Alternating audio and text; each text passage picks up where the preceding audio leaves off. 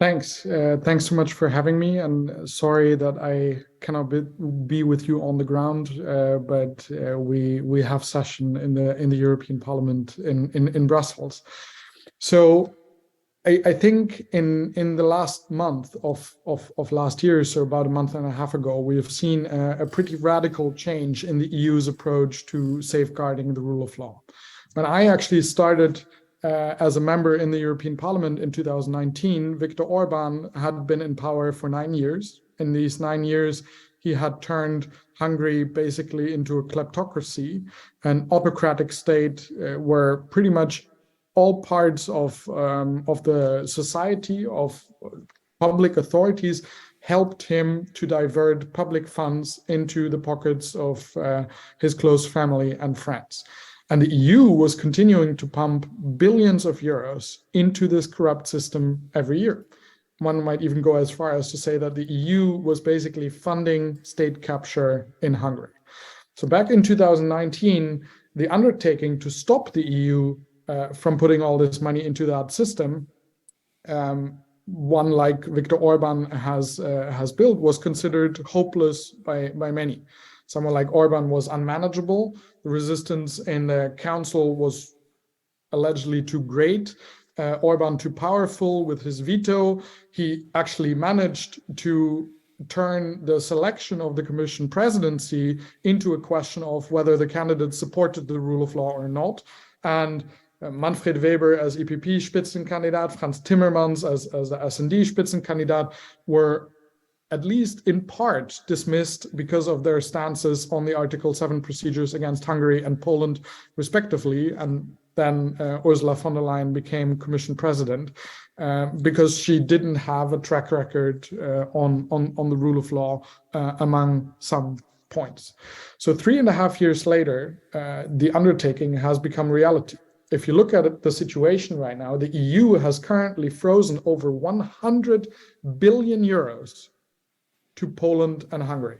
The entirety of structural funds for both countries are currently frozen, plus the RRF money that we have adopted in the meantime.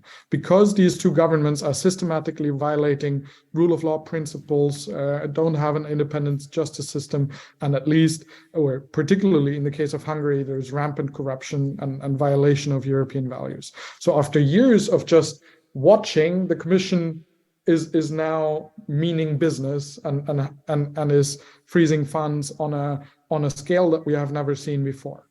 So we can already see that this is having an impact. The Hungarian government is suddenly very friendly in its communication towards the Commission. The Polish Sejm is discussing justice reform based on proposals by the Commission. And even if meaningful reforms haven't happened yet, at least there seems to be something on the ground that is changing because of this financial pressure. So if you ask how did this happen, how did this change come about, I think there is a number of players that have managed to do this. The Commission has acted, I think, because many of us have exerted massive pressure on them, have made clear that we want the EU to deliver on its rule of law promise.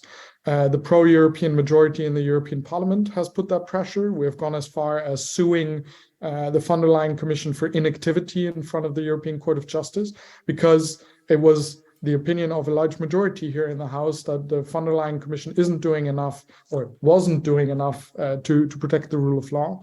Brave judges have stood up and spoken out to defend their independence. NGOs, think tanks, universities have helped us to gather the necessary information, to analyze time and again what is actually happening on the ground. Are scam reforms happening, or is something actually changing? Obviously, journalists, investigative journalists in particular, have helped us to see the extent of corruption and violations of rule of law principles that are happening.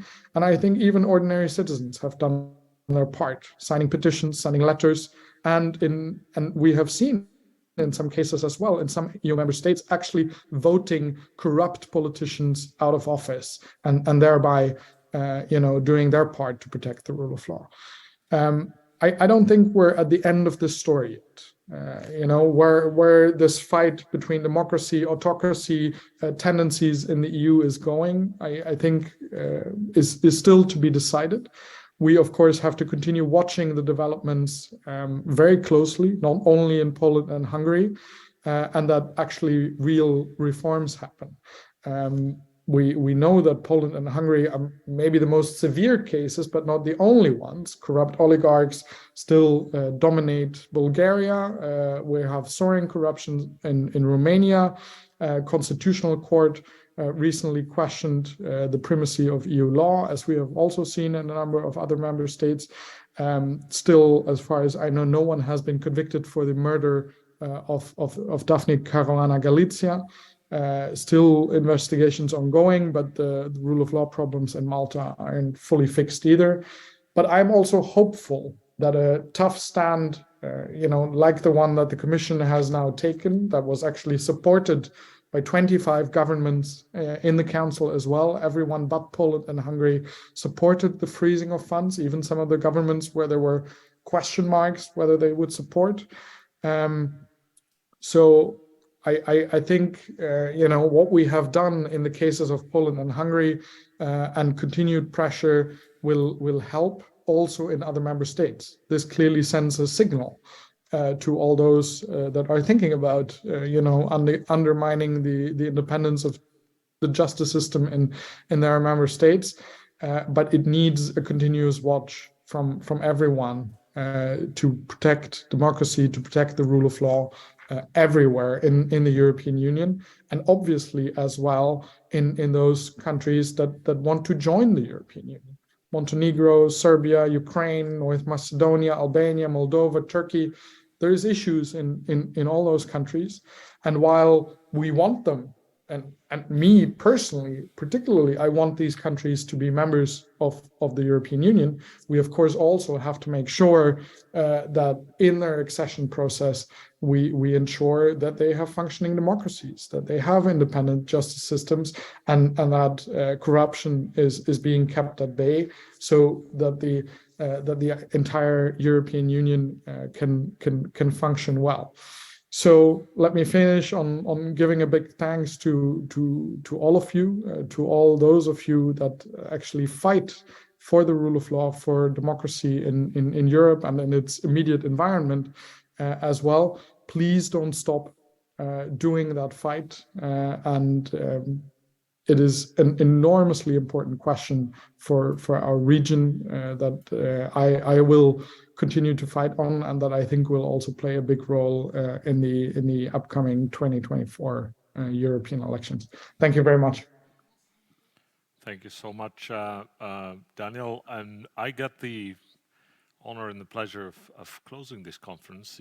You'll hear from me. I wanted to thank everyone. I think we're finishing on a high note. I hope we've created some space for civil society for this anti-corruption campaign to continue. I hope that we will that we've inspired some ideas, that we will work with the governments in the region, with our friends from the Regional Anti-Corruption Initiative, from RCC, so that we move to the next level. And I can assure you that, and of course, big thanks to our Norwegian friends who support us, the European Commission, of course, who support SELDI, and of course USAID, who helped start this whole initiative. And we look forward to our next meeting in the region. Hopefully, we will be able to use this initiative of the Bulgarian government under the Summit for Democracy, and welcome you in Sofia next in March. Thank you so much. Thanks a lot again to the organizers, to Andrea, to everyone from CEPS here in Belgrade. And thanks for being with us today. And we look forward to our next meeting. Thank you. And I think we all deserve a round of applause.